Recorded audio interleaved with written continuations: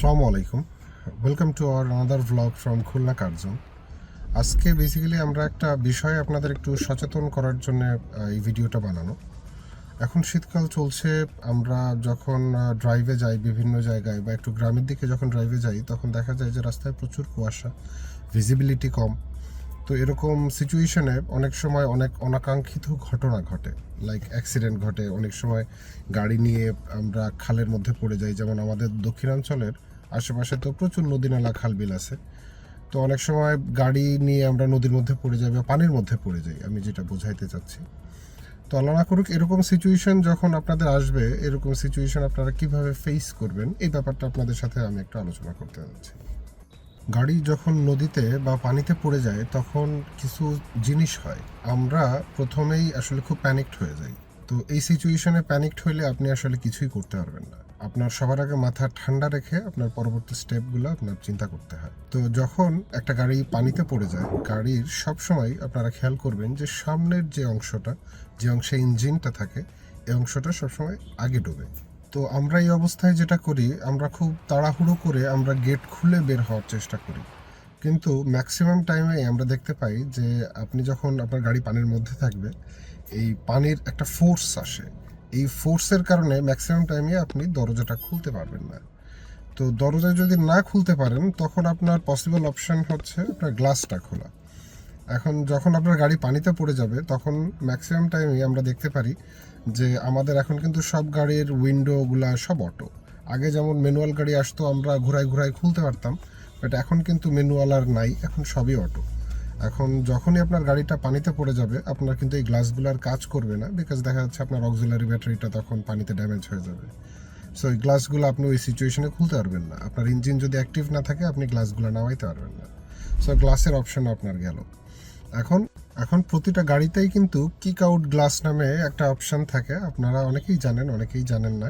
এটা আমরা পরে আসবো কিক আউটের ব্যাপারে, বাট সব কিছুর আগে আমরা দেখাতে চাই যে এমন পরিস্থিতিতে পড়লে আপনারা আসলে কি করবেন। আমি বারবার একটা কথাই বলছি, সবার আগে আপনারা আপনাদের মাথাটা ঠান্ডা রাখবেন। এরকম পরিস্থিতিতে ডিসিশন মেকিংটা খুব ইম্পর্ট্যান্ট।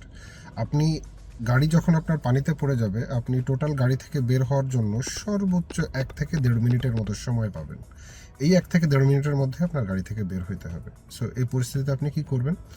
আপনারা সবাই জানেন যে আপনাদের সবার গাড়িতেই কিন্তু হেডরেস্ট থাকে।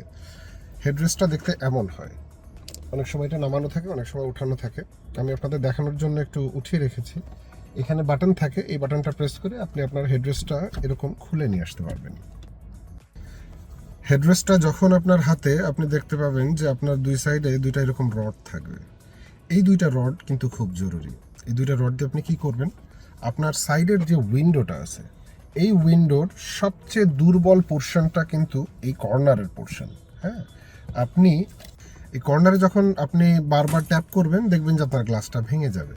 অনেক সময় যেটা হয়, আমরা আসলে প্যানিক করার কারণে আমরা গ্লাসের মিডলে হিট করি। মিডলে হিট করলে কিন্তু অনেক সময় কাজ হয় না। আপনারা মিডলে হিট না করে সবসময় চেষ্টা করবেন গ্লাসের নিচের যে কোনো পোর্শনে বা কর্নারের কোনো পোর্শনে আপনারা এই রডটা দিয়ে ট্যাপ করার। এক্ষেত্রে দেখবেন যে আপনার গ্লাসটা ভেঙে গেছে। এখন এখানে আরেকটা চ্যালেঞ্জ আছে। অনেক সময় আমরা দেখতে পাই যে আমাদের অনেক গাড়ির সিট, যেমন স্পোর্টস গাড়িগুলা, সিএইচআর গাড়িগুলোর সিট, হেড সিটগুলা, হেডরেস্টগুলা ফিক্স থাকে। সেক্ষেত্রে আপনি হেডরেস্ট খুলতে পারবেন না। আপনি যখন হেডরেস্ট খুলতে পারবেন না তখন আপনার সেকেন্ড পসিবল অপশন হচ্ছে আপনার সিট বেল্টের এই বাকেল। এই বাকেলটাও কিন্তু লোহার। এই লোহার বাকেল দিয়েও আপনি গ্লাসের কর্নারে আপনি ট্যাপ করলে আপনি দেখবেন যে আপনার গ্লাসটা ভেঙে যাবে। সো গ্লাস আপনার ভেঙে গেছে, কিন্তু তারপরে অনেক সময় আপনি এই গ্লাস দিয়ে বাইরে বের হইতে পারবেন না। এর কারণ হচ্ছে যে গাড়ি ইন দ্য মিন টাইম যদি আপনার 50 থেকে 60% ডুবে যায়, আপনার এই ভাঙা গ্লাস দিয়েই প্রচুর পরিমাণে পানি ঢুকবে এবং এই গ্লাস দিয়ে আপনার বের হওয়া কষ্টকর হয়ে যাবে। তো সেকেন্ড অপশনটা কি? সেকেন্ড অপশন হচ্ছে আপনার পেছনের সিট। পেছনের সিটের যে গ্লাসটা আছে, আপনি ওই গ্লাসের কর্নারে ট্যাপ করে ভেঙে আপনি ওইখান দিয়ে বের হতে পারবেন। বিকজ মানে গাড়ি যেহেতু পানির মধ্যে যখন ডোবে তখন কিন্তু আমি আগেই বলেছি যে সামনের পোর্শনটা ডোবে। সামনের পোর্শন ডোবার কারণে গাড়িটা এইভাবে থাকে এবং আপনি আপনার পেছনের গ্লাস দিয়ে যে উইন্ডোটা আছে, উইন্ডো দিয়ে আপনি ওটা ব্রেক করে আপনি বের হইতে পারবেন। এখন দেখা যাচ্ছে যে আপনি ওইটাও পারতেছেন না, ঠিক আছে? সেক্ষেত্রে আপনি কি করবেন? সেক্ষেত্রে থার্ড এবং লাস্ট অপশনটা হচ্ছে kick out glass. Kick out glass কোনটা আমরা ম্যাক্সিমামই জানি না যে আমাদের সবার গাড়িতে একটা কিক আউট গ্লাস থাকে, কিক আউট গ্লাসটাকে বলে হচ্ছে একদম পেছনের যে গ্লাসটা আপনারা দেখতে পাচ্ছেন, এই গ্লাসটা হচ্ছে গাড়ির সবচেয়ে নরম এবং দুর্বল গ্লাস হয়। এই কিক আউট গ্লাসটা এমনভাবেই ডিজাইন করা হয় যেন আপনারা in case of any emergency situation আপনারা যদি এরকম পড়েন এবং আপনারা যদি গাড়ি থেকে বের না হতে পারেন, সেক্ষেত্রে জোরে আপনি যদি ওইখানে লাথি দেন, ভেতর থেকেই আপনি লাথি দিয়ে ওটা ভাঙার চেষ্টা করেন, ওইটা ভেঙে যাবে। এটা ম্যাক্সিমাম টাইমে ভেঙে যায়। এবং একটা গাড়ি যখন ডিজাইন করা হয়, গাড়ির পেছনের গ্লাসটা এইভাবেই ডিজাইন করা হয় যে যেন ইন কেস অফ ইমার্জেন্সি একজন ড্রাইভার বা যে কোনো প্যাসেঞ্জার যেই হোক বিপদে পড়লে ওনারা যেন কিক আউট গ্লাস দিয়ে ওনারা বের হইতে পারেন। তো এটাই হচ্ছে আপনাদের সাথে আজকে আসলে ভিডিও শেয়ার করার মতো ছিল। যেহেতু শীতকাল চলছে বা সামনেও আসলে ধরেন রাস্তাঘাটে চলতে গেলে বিভিন্ন ধরনের দুর্ঘটনার সম্মুখীন আমরা হই।